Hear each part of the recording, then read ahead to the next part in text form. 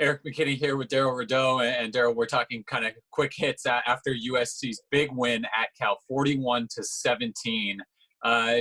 Let's jump into it. Your big takeaways from this game. Go ahead and start us off. You talk about going on the road.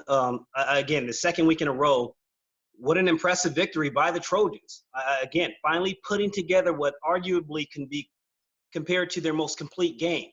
And for me, it all starts with Kedon Slovis. I mean, he is on a tear. Last 2 weeks, in the last 8 quarters of play, granted he didn't play in the fourth quarter, but you talk about Kedon Slovis throwing eight touchdowns, 1 interception in this game, 4 touchdowns, no interception. So you love what you're seeing from a true freshman that continues to just develop.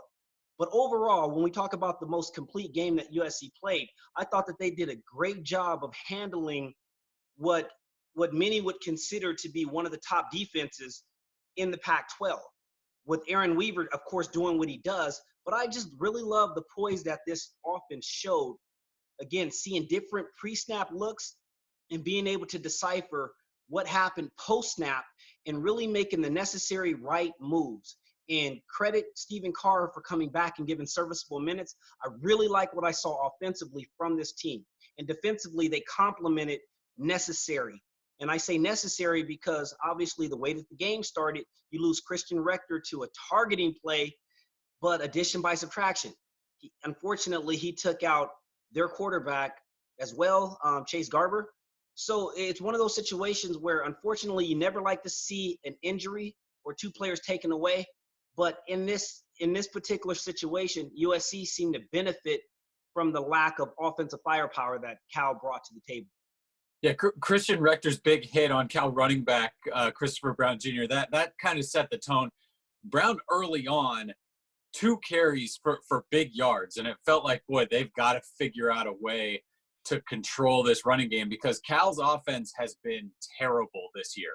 Last in the Pac-12 in a ton of different categories, and they really moved the ball on that USC defense. And I don't know if that would have been the case throughout the 60 minutes. USC's defense certainly capable of making some adjustments and figuring things out. But when Brown went out of the game and then later in the second quarter, Drake Jackson lands on Chase Garber's shoulder and sends him out of the game. Cal, without their quarterback, without their running back, they were lost. And Drake Jackson said after the game, you kind of felt the soul leave their body when their quarterback goes out. But I do think you have to give credit because the Cal defense didn't really miss a beat. You mentioned Evan Weaver. He is phenomenal in the middle of that Cal defense. The USC offense found a way to pile up points and yards. And you mentioned Kedon Slovis, boy, what he is doing now. I know the coaches like to throw out that idea of once you play a little bit, you're not a true freshman anymore. But this is still his first time seeing a lot of these defenses. And when you have a head coach like Justin Wilcox, he has some stuff ready for a true freshman quarterback. He's going to throw a lot of different looks at him. And Kedon Slovis still has to deal with that. And this is the first time he's getting a look.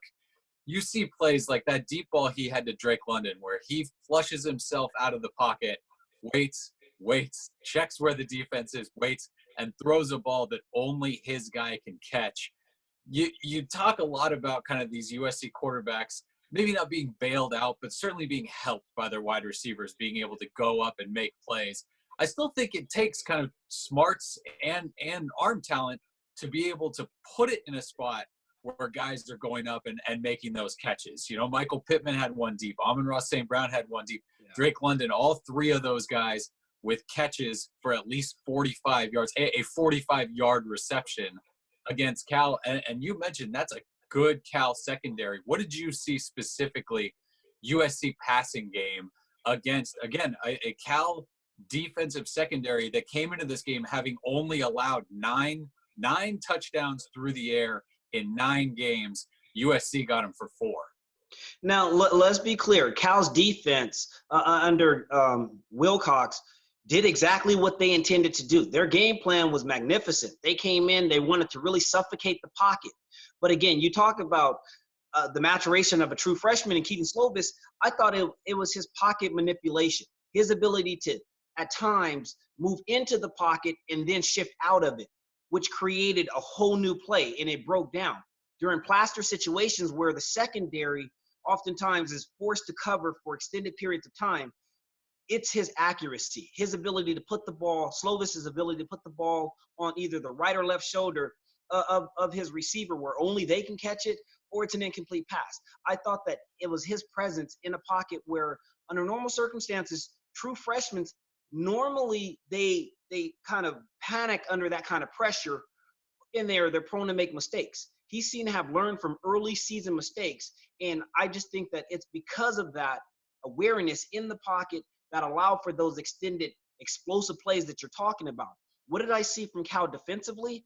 I saw a team that, again, they really featured a 3-4, but at times they showed different looks. They had 6-7 guys at the line of scrimmage, and at times they vacated out of there. But again, it was the check with me situations, the communications between Amon-Ra St. Brown and Drake London, who for me is coming on into himself as like a hybrid tight end situation. Big body frame like a tight end with the speed of a wide receiver. And next year, he fits seamlessly into the Michael Pittman Jr. role. But for now, what you're able to get with those matchups is a situation where a quarterback who just has tremendous amount of confidence in his skill player's ability, showcasing and taking advantage of those jump ball situations. Look, you mentioned Michael Pittman. I want to talk about him. I feel like he has a chance because of some of the injuries early on in his career and kind of stops and starts, and the fact that, when he's a true freshman, so much of what he's doing is on special teams. So his numbers when he leaves USC aren't going to be, up there in the top 2 or 3 of wide receivers that have come through. But he gets a 1,000-yard season. He finishes this game with 11 receptions, 180 yards, and that touchdown. I feel like we just need to spend some time talking about him. I feel like this last year and this year, there have been some struggles in the overall record, that there's this, growing sort of disconnect between the fan base and the team. But boy, what Michael Pittman Jr. does, and this is, he's got kind of a gimpy ankle a little bit the last couple of weeks that he's played through. What he does certainly deserves some specific attention, because I feel like he might leave it as one of the more underappreciated, really great players, and certainly in USC wide receiver history, but maybe in USC history overall.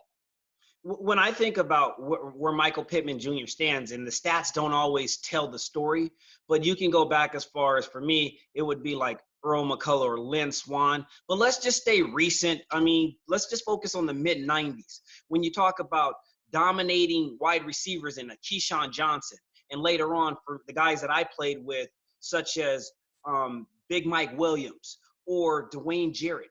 He has that big body frame, and not every time when USC goes out and recruit a big body that they get big body results. But Michael Pittman Jr., as he's evolved and really come into his own, has this ability now to take over games. And that is something that makes USC a tremendous threat. And as they start, for me, this was the most complete game because, it seemed like at times when Michael Pittman gets going, some of the other receivers disappear. But today wasn't the case. It was almost like they thrived on the attention that he was getting. And boy, I mean, he gives you the business when you try to cover him one-on-one.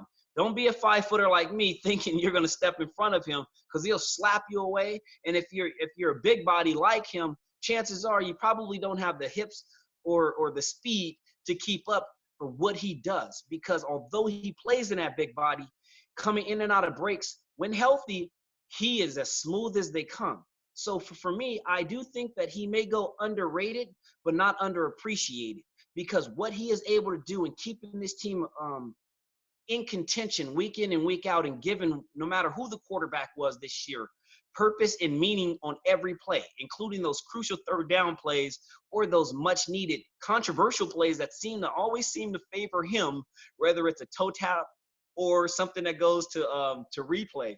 I just have a tremendous amount of appreciation for the work that he puts into his game. And as well-rounded as he is going to be a steal at the next level. Yeah, let's go into the staying on offense. We'll finish out this. Again, we mentioned Kedon Slovis, 406 yards. His third 400-yard game this season, his second in a row. I think at this point, you know what you're getting from him. That there's a true freshman mistake in there every once in a while. Maybe he holds on to the ball a little bit, but boy, will you take that when the flip side is he makes some of those plays that he makes by holding onto the ball and finding a receiver. The run game, though, you get Stephen Carr back. I think he's one of those unsung guys in this game. You went to him a lot because his pass blocking ability. He was able to kind of stick his nose in there. Cal was throwing everything. You needed a veteran guy. It's one of those things where at the end of the day, it looks like he gives up some sacks, but he was still, even on those plays, able to find the right guy and give Slovis maybe enough time, but things just didn't develop. So there ends up a sack or a knockdown ball. But are they getting enough? What did you see in the run game? Only 56 total yards. Granted, Keaton Slovis lost 22 yards with sacks, but Stephen Carr ends up with a touchdown.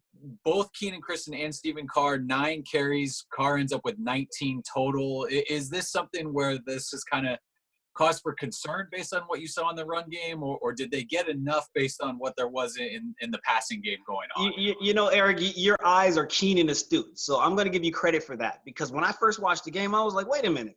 Are they big timing Keaton Christians?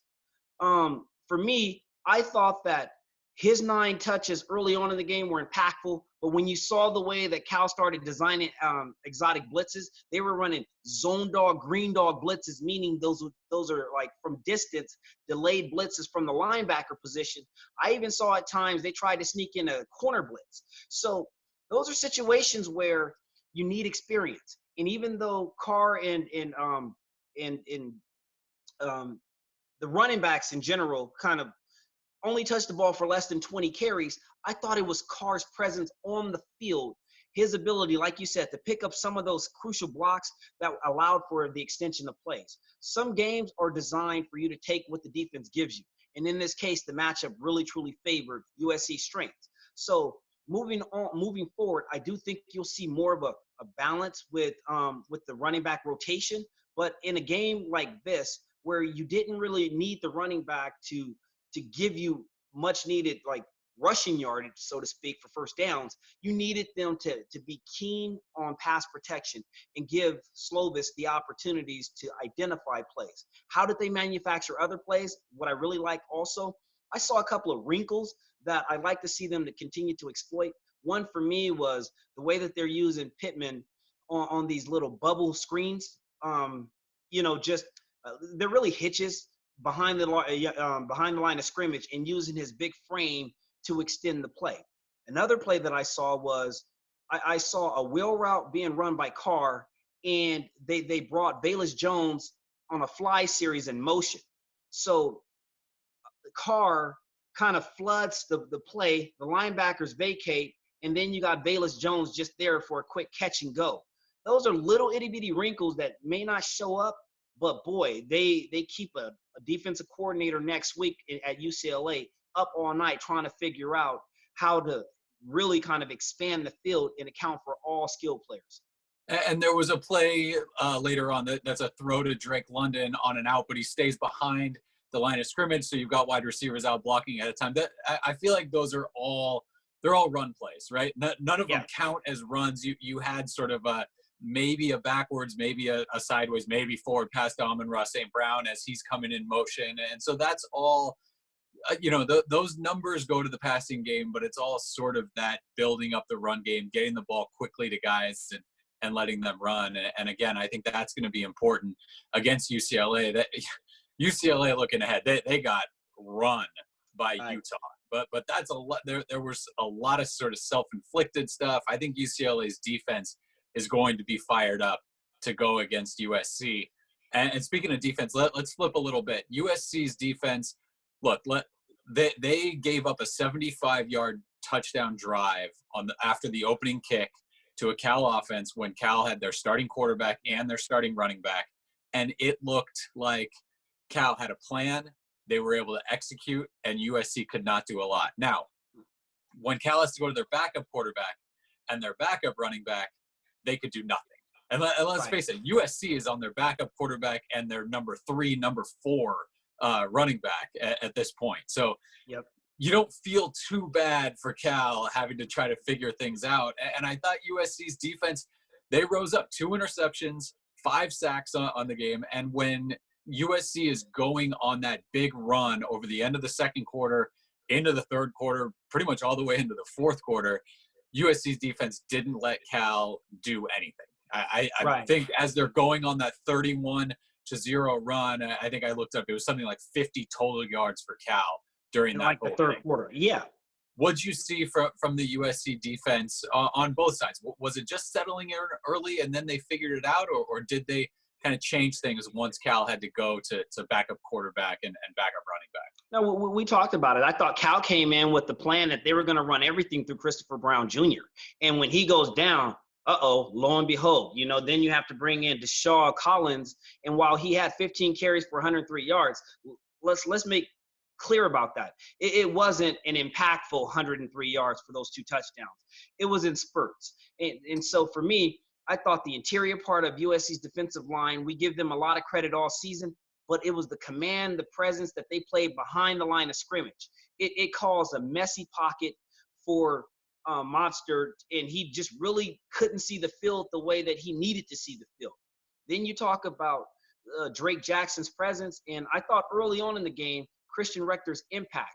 I messed up earlier when I said that, he knocked out Garber. So you corrected me. You gave that credit to, rightfully so, Drake Jackson.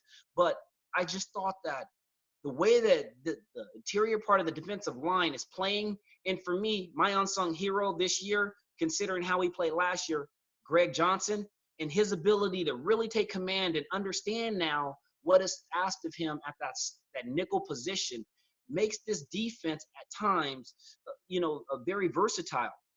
And for me, I love the way Isaiah Palomalu is taking control of the middle of the field. 3 games now, 3 interceptions, albeit he fumbles, and he'll be the first to tell you, he owes some push-ups for that one. But again, I like the fact that you got veteran leadership back there that now can hide and disguise their coverages. Still not liking what I'm seeing from the corners on a consistent basis, but they're so athletic, and they give you such a hard out. Whereas in the past, they gave up deep passes and you couldn't even see the defender in the screen. This year, at least the deep passes are contested. But I don't like the technique at the line of scrimmage, and that's something that Greg Burns will continue to have to clean up with them. They're still backpedaling out, and I know that that's not a technique that he teaches, but that may be something that they're more comfortable with at the moment. So there's a little give and take, but I'd like to see them build off of what we're seeing. The pressure, the 5 sacks, the 3 and outs, I thought are very, very necessary for a defense that's gaining confidence with help. Yeah, look, I feel like we can put Cal to bed a little bit. 41-17 in a game that probably wasn't that close. I think you mentioned it earlier, another road win, right? USC starts out the season 0-3 on the road. That's at BYU, at Washington, at Notre Dame. Colorado, Arizona State, Cal, it's a step down in competition, but considering what has happened on the road going back to last year and earlier this year, this was a big statement. I think that they came out and USC was kind of able to take that punch to the chin early, settle down, and just run away with things. You've got UCLA coming at home, and I want to stick kind of the last thing here, sticking to that USC defense. Now, UCLA, they get blown out by Utah. Utah defensively was able to harass UCLA quarterback Dorian Thompson-Robinson the entire game. I mean, he was throwing passes from 20 yards behind the line of scrimmage, trying to scramble and figure something out. How do you see USC matching up against a UCLA run game where they're going to bring in 3 tight ends? They're going to run 1, 2, 3 tight ends. They're going to load up offensively. They'll bring everybody close to the ball and try to blow you off it. And with Joshua Kelly back there, with Demetric Felton, with what he can do, did you see enough? Have you seen enough from that USC defensive front? Is this going to be a struggle, or can they hold up against the USC offense or UCLA offense that, yes, no, didn't score points against Utah, but it feels like they're getting better. They know what they want to do. Right. And after kind of some real hiccups early in the year, feels like they have that run game that can really challenge USC. Yeah. So when I go back and I think about what I saw against Cal, USC has made tremendous strides in terms of their communication when their slot receivers are close, really kind of playing two different levels. I saw Greg Johnson make a tremendous play. Instead of switching, he jumped the route, which was great. Okay. But now you talk about a UCLA team that can beat you in numbers and scheme just by blocking and assignments. And in that same Cal game, they allowed for Collins, the running back, to spurt loose on the right side, where a vacated Christian Rector should have been, right? So this is a situation where when you have your veteran leadership in Christian Rector, I think we should get him back, or USC should get him back to either the middle of the first quarter or to start the second quarter. And then you got Drake Jackson to try to seal the edges. I like what I'm seeing in terms of the run support from the linebackers and how it seems like they've widened their alignment so that they have a better downfield angle. That, to me, is going to be crucial. But I still think that this is a game where UCLA could very well put up about 200, 250 yards rushing. But the fact that USC secondary is now athletic enough where they can contend with those outside receivers, I do believe that it gives USC more of a fighting chance versus what we saw last year in the Rose Bowl, where it seemed like SC could do nothing right defensively to take away either the pass or the run. So I still think that Chip Kelly has his way with his blocking schemes, and it will continue to give USC fits because it's too late in the season for them to correct all the mistakes. UCLA will have some wrinkles that a Utah, BYU, and a Notre Dame was able to demonstrate because they have that type of athleticism on the offensive line. But I do believe that because they are more athletic in the secondary with more depth, that they can contend one-on-one in man coverage against UCLA's wide receivers, as long as they don't allow for the quarterback to scramble and extend those plays where now it becomes a plastering situation that someone like a Slovis was able to exploit against Cal. USC could be susceptible to the same thing if the play does break down, Erik. All right, yeah, we'll see how USC can finish off their season. Obviously, still somewhat alive in that Pac-12 South race. Utah has 2 games left. If they drop one of them, Arizona, and then against Colorado, if they drop one of those and USC beats UCLA, USC will go to the Pac-12 championship game. If Utah wins those next 2 games, nothing USC can do to chase down the Utes. So we'll see how things play out with UCLA coming in. And again, this is, going up to Cal, taking on Cal. This was a bit of a revenge game for USC that they got with a 41-17 win. It's a big-time revenge game based on what UCLA did to USC coming up this weekend. So that's our look at USC taking down Cal 41-17 for Darrell Rideaux. This is Erik McKinney. WeAreSC.